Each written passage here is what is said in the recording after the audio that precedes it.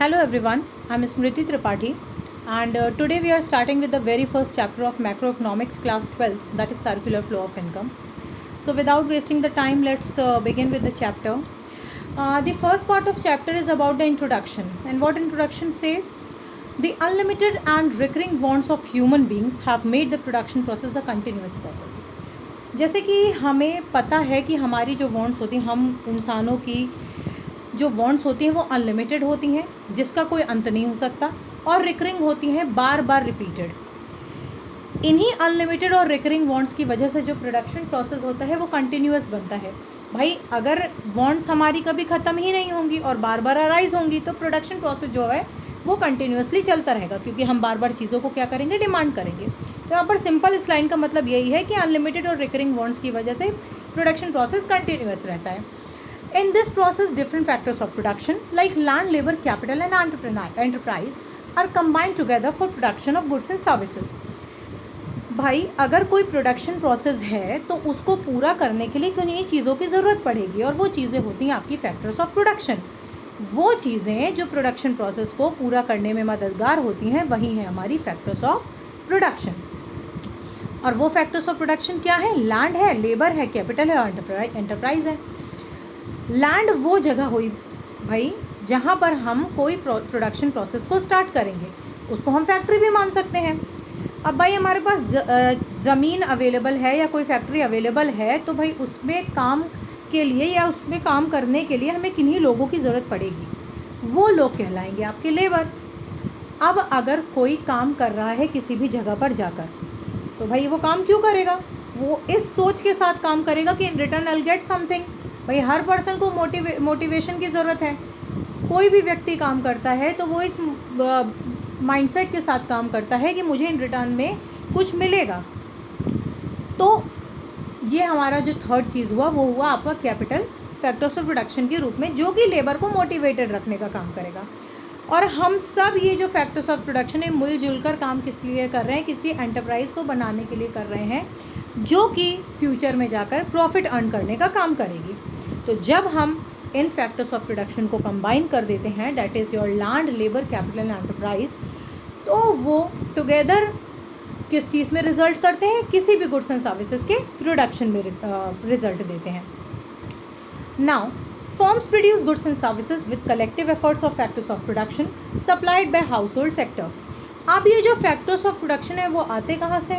भाई वो आते हम सब के बीच में है, और हम सभी को मिलाकर ही जो सेक्टर बनता है उसको कहते हैं हम हाउस सेक्टर। आप मैं हम लोग भाई एक सोसाइटी में रह रहे हैं, वो सोसाइटी फैक्टर्स ऑफ प्रोडक्शन को कंसिस्ट कर रही है। यही सोसाइटी फैक्टर्स ऑफ प्रोडक्शन को किन्हें सप्लाई करने का काम करती है? फर्म्स को सप्लाई करने का काम करती है। और फर्म्स का काम क्या होता है? गुड्स एंड सर्विसेज को बनाकर वापस से उसी सोसाइटी को देना और इनकम कमाना। The second line says firm makes payment to the factors of production in the form of rent, wages, interest and profit, जिनको हम फैक्टर इनकम भी कहते हैं। लैंड पे जो इनकम मिलती है वो कहलाती है रेंट। लेबर वेजेस कमाने के लिए काम करते हैं, वेजेस या सैलरी डिपेंडिंग अपॉन एम्प्लॉय है या लेबर है। कैपिटल अगर आप अपना कहीं पर लगा रहे हैं तो वो इंटरेस्ट के रूप में काम करेगा। और कोई भी एंटरप्राइज है या कोई भी एंटरप्रेन्योर है वो एक पर्पस के लिए काम करता है। अगर कोई भी बिजनेस है, कोई बिजनेस रन कर रहा है, तो उसका अल्टीमेट एम होता है टू अर्न प्रॉफिट। एक टर्म यहाँ पर और आया है factor income. Factor of production पे मिलने वाली इनकम को हम क्या कहते हैं? फैक्टर इनकम कहते हैं। The third line says the household sector spends this money on the purchase of goods and services produce by the firm. एकदम करेक्ट बात है। जो household sector factors of production supply करने का काम करता है फर्म को, वही हाउसहोल्ड सेक्टर को फर्म गुड्स एंड सर्विसेज बनाने के बाद वापस से बेचता है और अपना प्रॉफिट या अपनी अर्निंग कमाता है। नेक्स्ट लाइन है thus income flows first from firms to household in the form of factor payment and then from household to firm in the form of consumption expenditure. Correct बात है।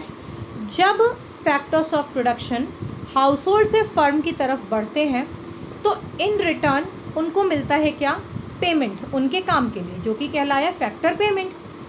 और जब वही household from household to firm in the form of consumption expenditure, फिर जब उसी household को firm अपने गुड्स एंड सर्विसेज बेचता है, भाई मैंने आपको सामान बेचा, इन रिटर्न मुझे क्या चाहिए, पैसा चाहिए, इनकम चाहिए, तो हाउस होल्ड क्या करता है, अपनी बचाई हुई जो सेविंग होती है वो कंजम्पशन एक्सपेंडिचर के रूप में फर्म को दे देता है उन गुड्स एंड सर्विसेज के परचेज के रिटर्न में। इस तरीके से क्या होता है कि जो पैसा होता है वो इकोनॉमी के अंदर ही रह जाता है, वो इकोनॉमी के बाहर नहीं जाता है, फैक्टर पेमेंट के रूप में फर्म टू हाउस होल्ड, और कंजम्पशन एक्सपेंडिचर के फॉर्म में हाउस होल्ड टू फर्म। इस तरीके से पैसा इकोनॉमी के अंदर ही रहता है और इसी चीज़ को कहा गया है सर्कुलर फ्लो ऑफ इनकम। अब जान लेते हैं कि बेसिकली इकोनॉमिक्स के लैंग्वेज में सर्कुलर फ्लो ऑफ इनकम कहलाता क्या है। It refers to the cycle of generation of income in the production process, its distribution among the factors of production, and finally its circulation from household to firm in the form of consumption expenditure on goods and services produced by them. ये क्या है? It's a cycle of generation of income in the production process. Circular flow में की वजह से production process में कहीं ना कहीं इनकम का जनरेशन हो रहा है। It's distribution among the factors of production, भाई हर एक फैक्टर ऑफ प्रोडक्शन जो अपनी सर्विस प्रोवाइड करने का काम कर रहा है वो उसे फैक्टर पेमेंट अपनी अपनी सर्विसेज प्रोवाइड करने के लिए मिल रहा है, तो ये हुआ distribution. And finally its circulation from household to firm. Household से फर्म की तरफ सर्कुलेशन कब हुआ? जब हाउस होल्ड ने गुड्स एंड सर्विसेज परचेज किए, इन रिटर्न हाउस होल्ड ने क्या दिया? पैसा दिया। भाई फर्म ने goods and services house hold को दिए, हाउस होल्ड ने उसके रिटर्न में पैसा दिया, तो ये सर्कुलेशन हो गया। Circulation in the form of consumption expenditure on goods and services produce by them. So यही एग्जैक्टली कहलाता है सर्कुलर फ्लो ऑफ इनकम। और सिंपल लैंग्वेज में बोलें तो पैसा जो होता है इकोनॉमी के अंदर ही रह जाता है। सर्कुलर फ्लो ऑफ इनकम के 3 इंपॉर्टेंट फेजेस होते हैं, generation phase, distribution phase and disposition phase, जो कि हम थोड़ा सा इस डायग्राम से भी समझ लेंगे।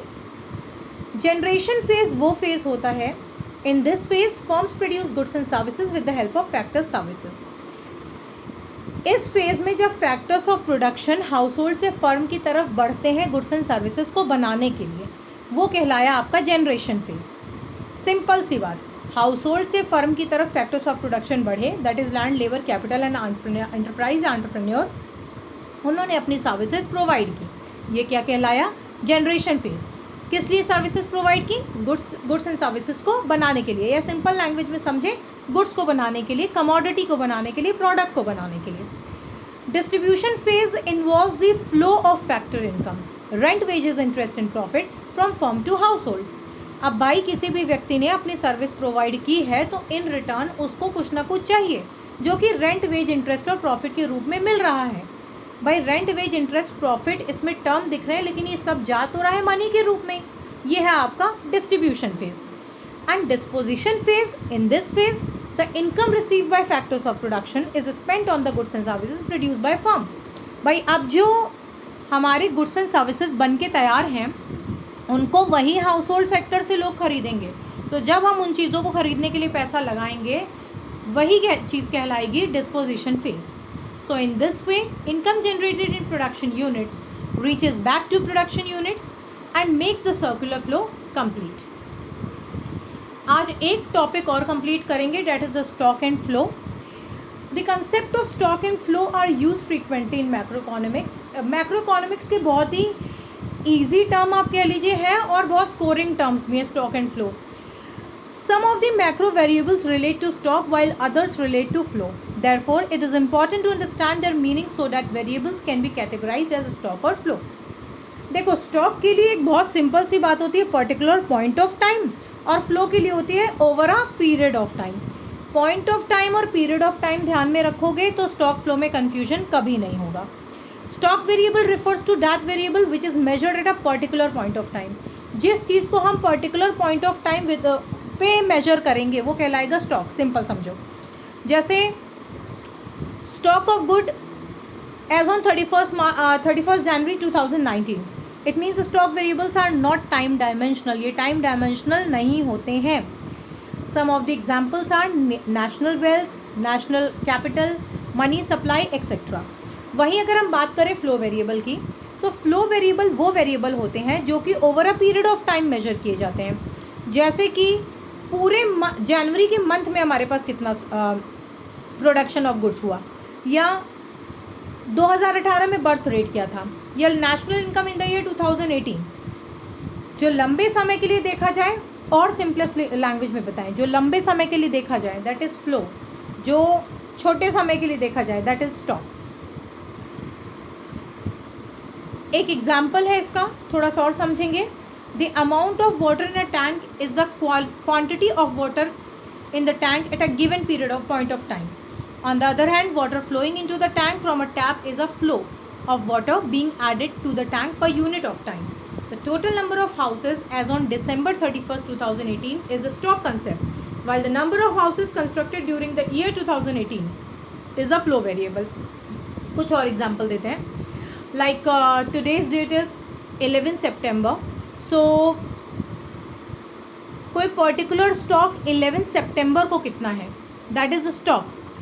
पूरे सितंबर मंथ में कितना प्रोडक्शन हुआ, दैट इज़ फ्लो कॉन्सेप्ट।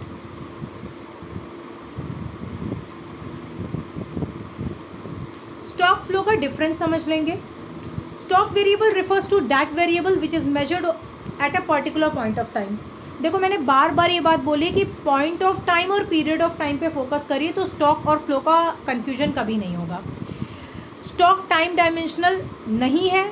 वही बात करें अगर फ्लो की, it has a time dimension as its magnitude can be measured over a period of time. वहीं फ्लो जो होता है वो टाइम डायमेंशनल होता है। स्टॉक स्टैटिक कॉन्सेप्ट है, फ्लो डायनेमिक कॉन्सेप्ट है। कुछ एग्जांपल्स और दिए हुए हैं स्टॉक के, जैसे population of India as on 31 मार्च 2018। 31 मार्च 2018 को पॉपुलेशन ऑफ इंडिया कितनी थी, ये स्टॉक कॉन्सेप्ट है। 2018 में कितनी बर्थ हुई, इट्स अ फ्लो कॉन्सेप्ट।